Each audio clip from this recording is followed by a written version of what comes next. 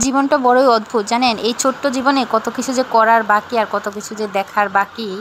হয়তো বা গরিব হয়ে জন্মালে অনেক কিছুই সময় লাগে, আর ধনী দুলালি হয়ে জন্মালে সব কিছুই হাতে নাগালে পাওয়া যায়। আজকে একাদশী তিথিতে এমন একটা জিনিস খেলাম, এটা এর আগে কখনো খাইনি, প্রথমবারই বিদেশি ফল, এটাও আপনাদের সাথে শেয়ার করব। তো সবাই কেমন আছেন? নমস্কার, আমি টুইঙ্কেল টুম্পা আবার চলে আসলাম নতুন একটি ভিডিও নিয়ে। আশা করছি আপনারা পাশেই থাকবেন। তো আজকে পার্শ্ব একাদশী, ভগবান সবার মঙ্গল করুক। আশা করছি সবাই একাদশী করছেন, অবশ্যই একাদশী রাখবেন যদি কোনো শারীরিক অসুস্থতা না থাকে। ভগবান আমাদের জন্য আসলে অনেকভাবেই তার পথ খুলে দিয়েছে, সেদিকে একাদশী একটা বড়। একাদশী করলে অনেক পুণ্য লাভ করা যায়। তো আমরা চেষ্টা করি, জানি না ভগবান কতটুকু নেবেন, তারপরেও চেষ্টা করি করার। তো এই তো সকালও আমি ভগবানের পুজো শেষ করে তারপরে যেখানে শরবত বানাতে নিয়ে আসছি। আজকে কোনো চিন্তাই ছিল না যে আজকে কোনো ভিডিও বানাবো।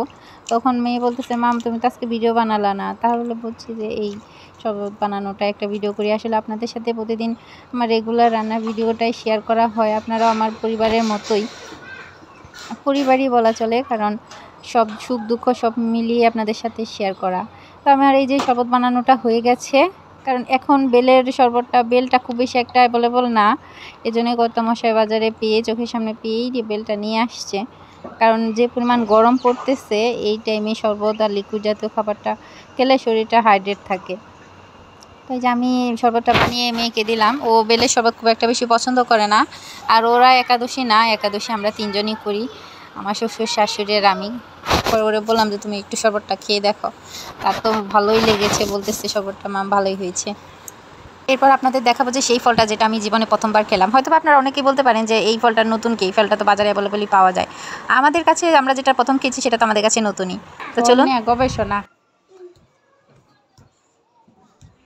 মোবাইলে সার্চ দিয়ে নাম বের করতেছে। কি নাম? দোকানদার নাম কি বলে দিছে এটার? এটার নাম কি বলে দিছে দোকানদার? নাম কি বলছে?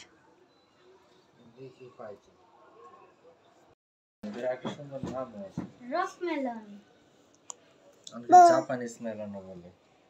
জাপানিজ মেলন, মেলনই তো, জাপানিজ মেলন না, ওটা অন্ধকার আসবে। ফলটা এই যে কাটা হয়ে গেছে।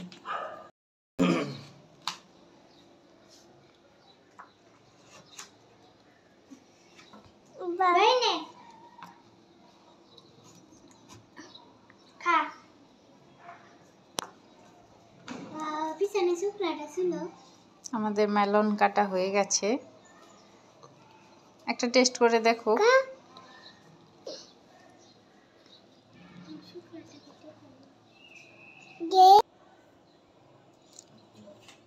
এখন সবাই মেলন টেস্ট করা হচ্ছে। বাবা খেয়ে দেখো তো কেমন।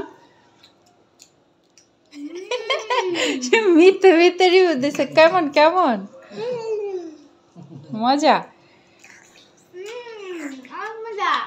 অনেক মজা।